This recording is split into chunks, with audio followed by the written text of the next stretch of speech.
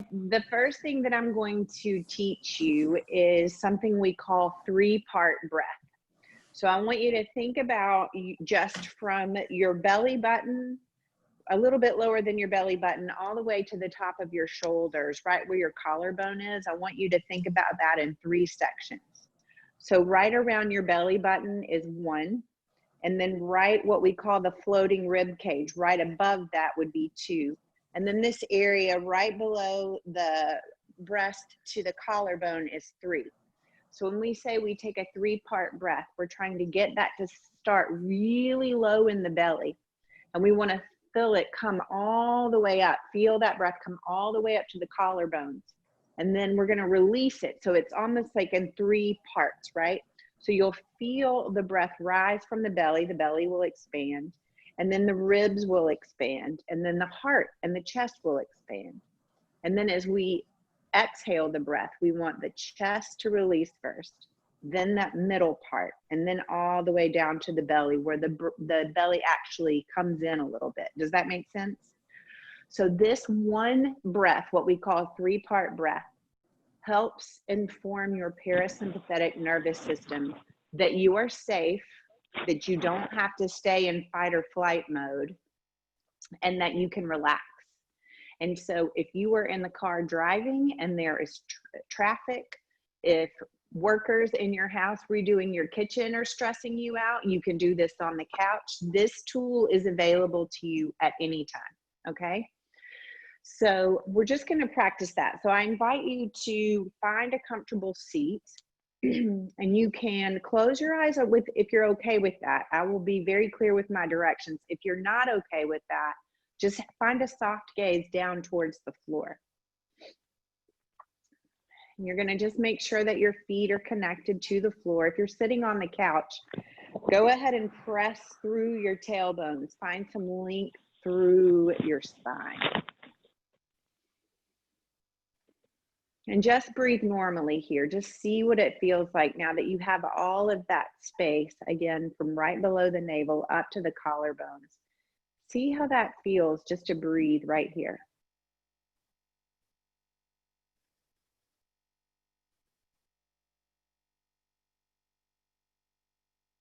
You don't have to change anything about what you're doing. You're just bringing some awareness to the breath moving through your body.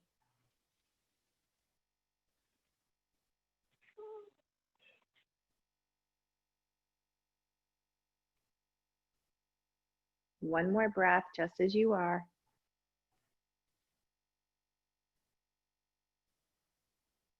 And then I invite you to take a big, nice inhale that you feel expand the belly out.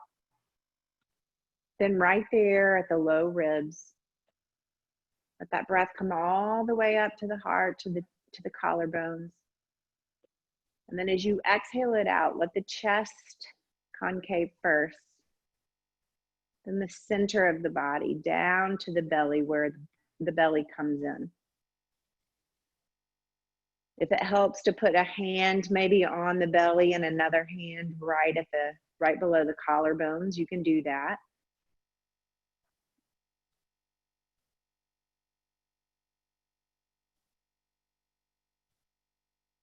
And if you are the type of person that likes analogies, I'll give you this one. I call this the riding the waves breath.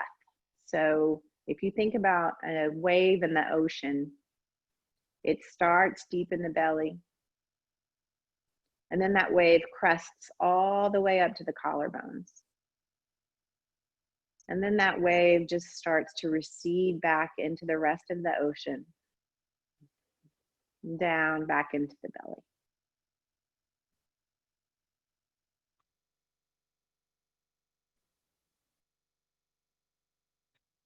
You can give yourself just a couple more rounds, seeing how that feels.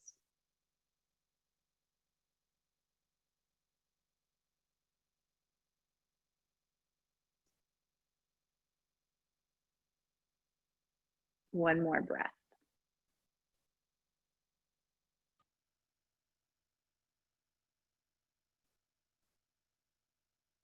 And let that exhale completely exhale all the way out. And then if you have the hands on your belly and on your upper chest, you can go ahead and release the hands back to your legs. Return to that normal breath. You can flutter the eyes back open if they were closed. And I'll take just a moment to see if anybody has any feedback about how that felt. Did anybody feel like that they felt some sort of release or relaxation just from that simple exercise? Yes. Good. And I will tell you also, if you're like, oh my gosh, I'm not doing this right. Yes, you are. If you're breathing, you're doing it right. And I will also invite, when you go to bed tonight, when you're lying in the bed, that's a great way to do it, is when you're lying down and you can really feel the belly really get big, and then the middle of the ribs, I call it the floating ribs, gets big, and then it comes all the way up to the heart. It may be easier for you to try that when you're lying down if you didn't get the full effect of it right now. But what we've just done is told our bodies that we are safe and we can calm down. The other breath that I really like is, it's called a cleansing breath. And so I want you to think about the sound that an ocean makes. So it sounds like this.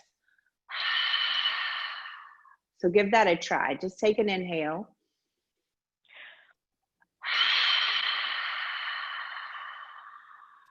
Let's do it again. Inhale.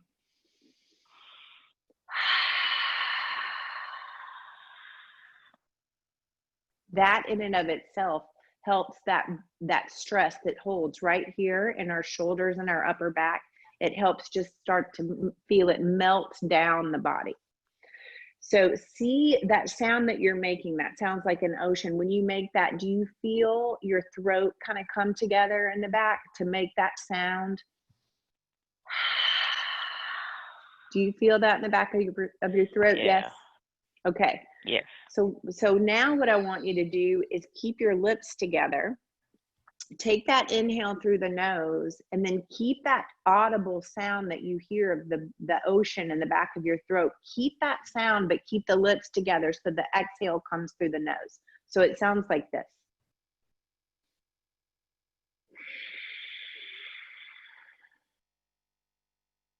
And I have control of my breath, that as I exhale it out, I actually feel it being pressed all the way down to that deep low belly point that we talked about in the last breath. So I invite you to find your eyes, either soft gaze towards the floor, or you can close your eyes if you feel okay with it. Find that link through the spine. So tailbone into your seat, and then nice crown of your head reaching towards the sky. Let's try that breath a few times. Inhale and exhale through the nose. Here we go.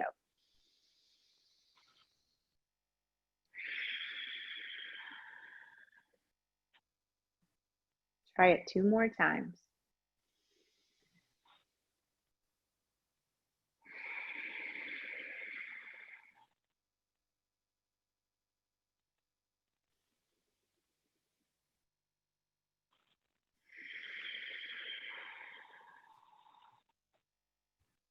Beautiful. Invite you to slowly let your eyes flutter back open. So basically, that breath that you just did is the same type of relaxation that you get when you give yourself that big, deep sigh after you've just slept in 10 bags of groceries running up your arms, and you're just tired, or you've just cleaned the bathroom or the kitchen or whatever, and you sit down. Or maybe it's when you've had a really hard day and you just get in the bed and you're like, okay, now I can relax. That breath gives you permission to have that experience at any moment. So did anybody feel that any more maybe than the other one? Did you feel that connection in your throat and being able to press that breath all the way out of your body? Good. I do think it was impressive, Ashley, just to I did feel the pressing motion, which was very interesting. Right. So why I like to introduce breath before I even say anything about what I think of yoga is because if we want to just do exercise, then we're going to breathe, of course. But when we talk about yoga, yoga literally means union of your breath and your body. So if you're moving through anything in yoga and you're not connected to the breath, then you're setting yourself up not to be able to connect with your body. And that's what yoga is. It's the union between how that breath is moving through you or out of you and how you're using that with your body. And so as we'll move through over the next few times that we meet together and do some more things where we can really connect breath to movement. But I think it's really important to know that if you're exercising and you're not focused on the breath, then you're really not as in touch with your body as you could be. So when you think about if you weightlifted and then maybe you weren't connected to the breath, the only connection you're really going to get to your body is whatever you did where you feel the strain on the muscles after you did the heavy lifting. Does that make sense? So if you keep the breath connected to what you're doing, then you're much more likely to feel that your body is informing you if something doesn't feel right, if something feels like too much.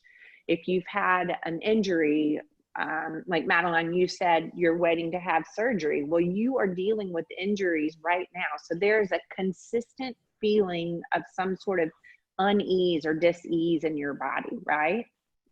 And so being able to have that one little tool that I've already shared with you and being able to connect that to anything when you're doing yoga or when you're just moving through life, then that will inform you, oh, wait, so now I'm feeling really tense in my shoulders from that drive home or that doctor's visit or whatever. You're much more likely to feel it in your body if we can keep the breath and the yoga connected when we're together. Then you take that when you're out in your daily life and you're like, oh, she told me this might happen. Let me just use that breath and see how I feel afterwards. And you will feel better, I promise. So that's the beauty of yoga is that whatever we learn when we're on our mats or in our chairs or whatever, wherever we are practicing, that we take everything that we learn here and we incorporate it into our daily lives. And it's life-changing. I found yoga at a time when I was going through a lot of life challenges, and it changed the way I was able to have internal awareness of my thoughts and my feelings. And so I want to talk to you a little bit about that. And I'm horrible at staying on task, so I've made myself a note, and I'm already veering off right now by sharing this. But when you think about being stressed, and give me feedback here. When you think about that, when you get stressed, where do you feel it in your body? Where does it show up? I mean, I feel a lot in kind of my upper back, neck area, or sometimes even in my lower back. That's a lot. Right. I feel it. Yeah. So even when I asked y'all that question, even when I said the word stress, my shoulders started coming up next to my ears. Everything just starts to freeze up, and it feels like you've just got burden just right across your shoulders. So that breath that we just did can help with that. So so not only do you store stress in your muscles, we actually store emotions in the muscular tissue in our bodies. So when you consistently have stress thrown at you and thrown at you and thrown at you, this manifests into something else. It creates problems in other places because you're constantly living in this tense spot. Does that make sense? This is my next one. It's one of my favorite things about yoga. So where do you think you hold grief in your body?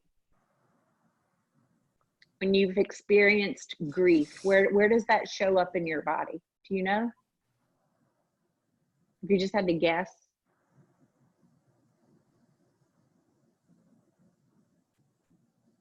No? I think it's different for everybody. I think it is. I have the tension and anxiety in my,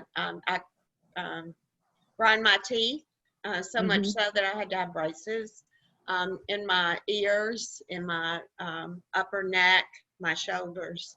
That's the main place. It just gets confusing when you have an injury and you're having discomfort or stress in other parts of your body.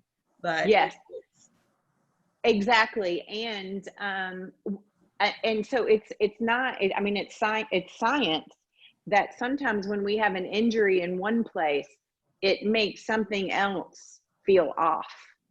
So yes, and the grinding of the teeth. Yes, anything where you get up into the shoulders, it's going to clench up into your jaw. But interestingly enough, when you hold grief in your body, especially in women, we hold it in our hips. We hold it in the outside of our hips. And so I know this to be true because of what I've been taught, but I can also tell you that after my mom passed away, I gained 30 pounds and it was all in my hips. And it was almost like my hips almost felt numb, like almost disconnected from the rest of me, because I was just holding it all right there. And so as I've moved through different practices to try to help with getting into my hips, I felt a lot of that release. It's not the answer for everything, but if it's a tool, why not use it, right? So, so what I want to do now is I want to show you one simple little series that is available to you at any time during the day. And the reason why I'm choosing this one will become evident as we move through it. So I'm going to move my chair and stand up. Madeline, you're welcome to keep seated, and I'll move back and forth and show you how you can modify for that. Let me just back you up just a little bit. All right, so this series is called, can you see my feet? Do I need to move back more? My feet, can you see them? Yes. Okay. All right, so this series is called Dasha Chalana, and all we're going to do is move synovial fluid in your body. So everybody has synovial fluid, and it's basically the same thing as joint juice, which you can buy like 200 tablets at Costco, but you don't have to because you have it in your body. So that's a joke, by the way. It's joint. Anyway. So we're going to move synovial fluid into our bodies. And when our bodies get tense, we tense up and everything feels stiff. And so these simple movements can help you with that.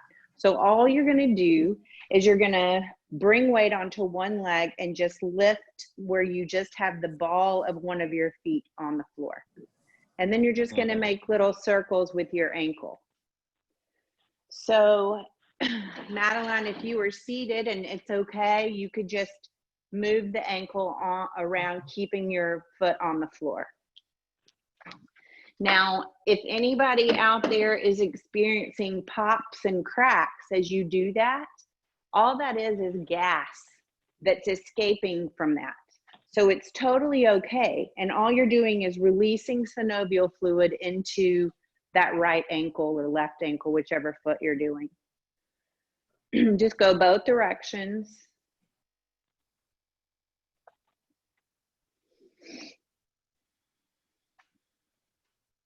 And then we'll just stop, move that body weight over to the other side, find the ball of the opposite foot, and just start to make some circles.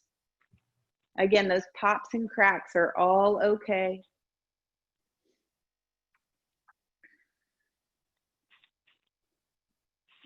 If you knew you had to stand on your feet for a long period of time, this is something you could incorporate that would help just keep everything nice and lubricated. All right, so then you're just going to bring your legs together. Madeline, this is actually one that you won't be able to do if you're seated. And you're just going to bring your hands to your knees, like, I don't even know what. I just had the image of a bunch of sorority girls or cheerleaders, but we're not that. But anyway, just put your hands on your knees, and we're just going to start to make really small circles with the knees. And a lot of popping and like those little noises can show up in the knees, totally normal. All you're doing is moving that fluid into them. so that they don't feel so tight. And if you really want to get advanced with your yoga studies, you could even inhale and then exhale in some sort of circle that you feel that full breath cycle.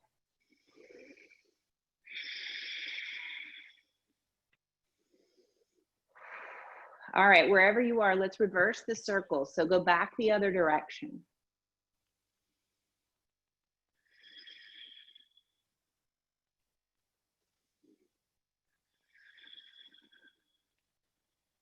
I hope somebody else's knees are popping and cracking because mine are going nuts over here. Yes, mine are.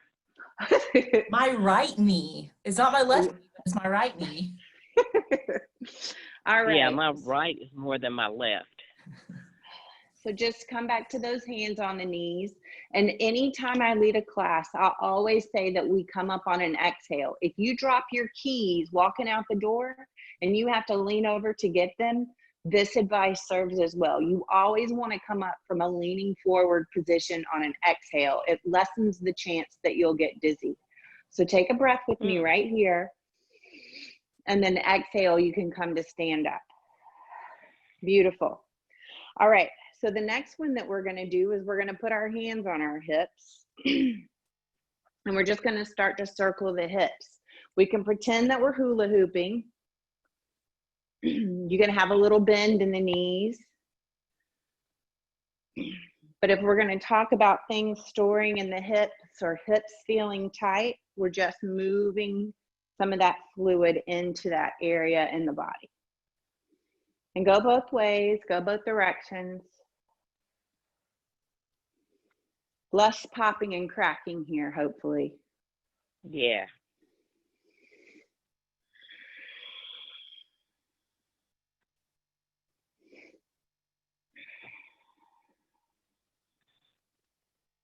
Give yourself just a couple more breaths.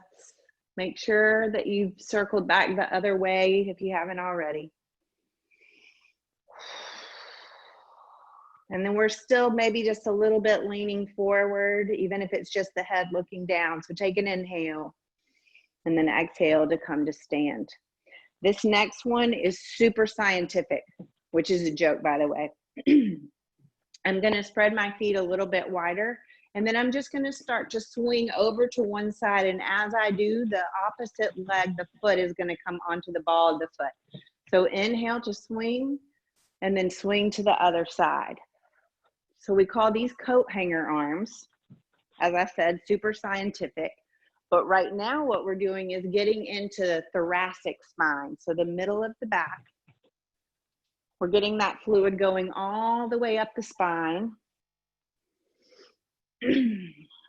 That spine is helping support those shoulders and everything else that cause us to feel stressed. So even just shaking the arms can release some of that tension.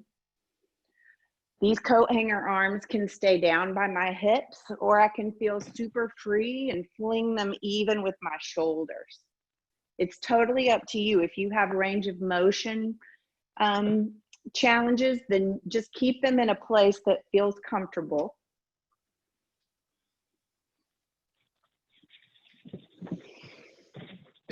We'll do one more breath. All right. Then you can just stand. It's nothing special about the standing. The hands can just either be at the sides, or you can bring the hands to the hips. We're just going to start to make circles with the nose. So we're just going to inhale the nose over towards the right shoulder, and then exhale to send the nose like a rainbow up towards the sky, and then over to the left.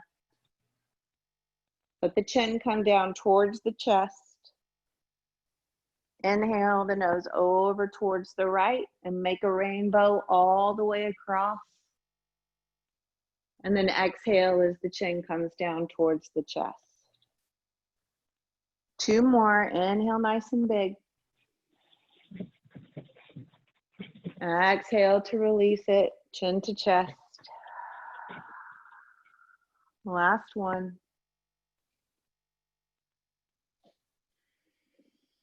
Let's go back the other direction. So inhale over to the left. And then exhale to round through down, chin to chest. Just give it 2 more.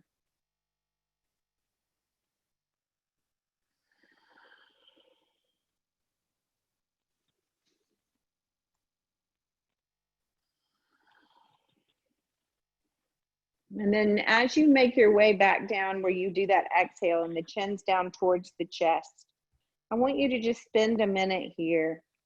Feel your feet connected to the floor wherever you are. And even if you're seated, that's fine. Feet connected to the floor. If you're standing, send some awareness to your knees. Have you locked your knees? If you have, let them relax just a little bit. And just take a moment to mentally note how you feel in your body right now, that we've just given ourselves that one little dose of good medicine.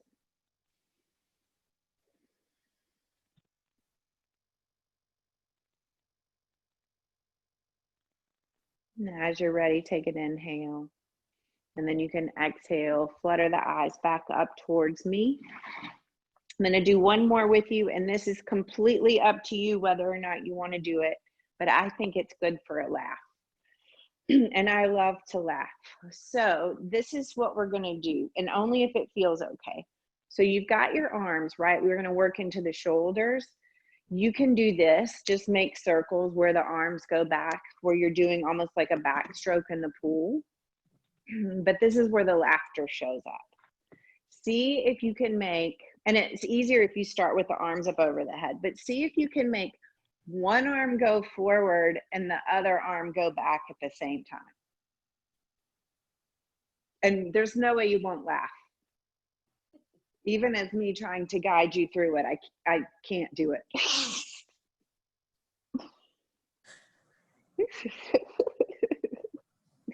So if you ever need a good laugh, try to do this. And if you can't make it work in your body and it's making you like, what in the world, then just maybe try the other direction. I'm a horrible teacher of this because I can't really do it, but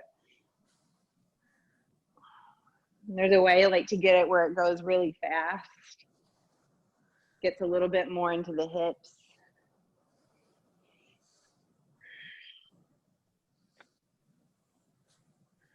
All right, just give yourself a couple more breaths to try that out. And then you can just swing the arms in any old way. And then I invite you to find a seat. I'm going to move y'all closer now. So give yourself just a minute. Notice how your breath feels. That last little one may have made your breath start to go a little bit faster. Uh-huh. So just take a moment in your seat.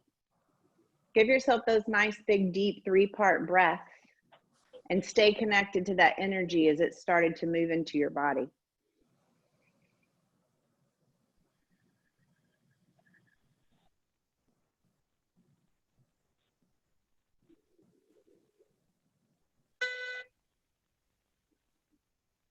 And as you're ready, you can flitter your eyes back open. Does anybody want to give any feedback on that? How did that feel? It's really simple, right? But already, because we moved that fluid through your body, you're already more relaxed. I'll tell you what we're going to do because it's already 6:45. Did everybody bring something to write with? Okay. Yes, I have something. I just have to reach it. Go ahead and do that. Mm-hmm. And so I could give you a prompt, but I think at this point, I was telling Elena before we started, I can always provide a writing prompt. But if you need to write your grocery list right now, do that. Because however it serves you, however it best serves you is what I want you to use this time. I did a mindful writing course over 6 weeks. it might have been 8 weeks. And I met, and I ended up writing 7 chapters of a book. I didn't even know I wanted to write a book, but I just kept showing up every day. I'd write for 10 or 20 minutes, and that's what happened. It was just, who knew? So this experience can be whatever you want it to be, but what the magic comes at the end. So what I'd like for you to do is I invite you to find, I'm going to set the timer for 5 minutes. I'm not going to give you a writing prompt. I just want you to write about whatever comes to mind. And this is the only thing I will say before I set you free. In tonight's writing and any other writing that we do, there's a scale between 1 and 5. 1 being, I'm not feeling this, I don't want to do this at all, to somewhere like 3 could be like, meh, I'm doing it, I'm not one way or the other about it, I could take it or leave it. Or 5, like, I am all into this, I want it, this is working for me. So it's a permission slip for you to be like, I'm not feeling this today, or I really want to dive deep. And that way at the end, when we share feedback, you can be like, well, I was a 1 today, no questions asked, let's leave it at that. Does that make sense? So there's your 1 through 5 scale. So before you start writing at all, first give yourself a nice big deep breath, choose what you think your number is, and then you can even free write for the next 5 minutes. Let's give it a whirl. Here we go. Nice big inhale, sigh it out, and begin.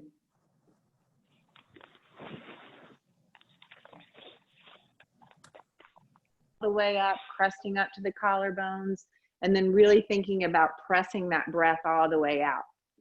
Because in the same way that we inhale fresh, clean air, we exhale stale, old, murky, nasty air. Could I make another face like that makes it?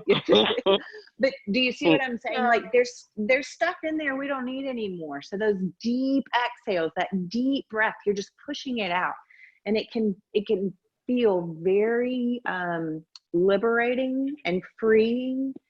And a part of being a cancer survivor, or even if it's not that you're a cancer survivor, if you've had all of these other traumas in your life, we have to allow ourselves the opportunity to sit with it and feel it, and then allow ourselves just to let it go. We have to find a way to forgive our bodies when we feel like we can't trust them anymore, which is, that's kind of one of the things I feel like with any kind of cancer. You trusted your body to tell you that something was wrong. And so learning to trust again, and in that one little fragment can be everything. So we have a lot that we're going to be able to do together over the next few weeks. And I'm really looking forward to it. And before we close our time, does anybody else have anything they'd like to share or add?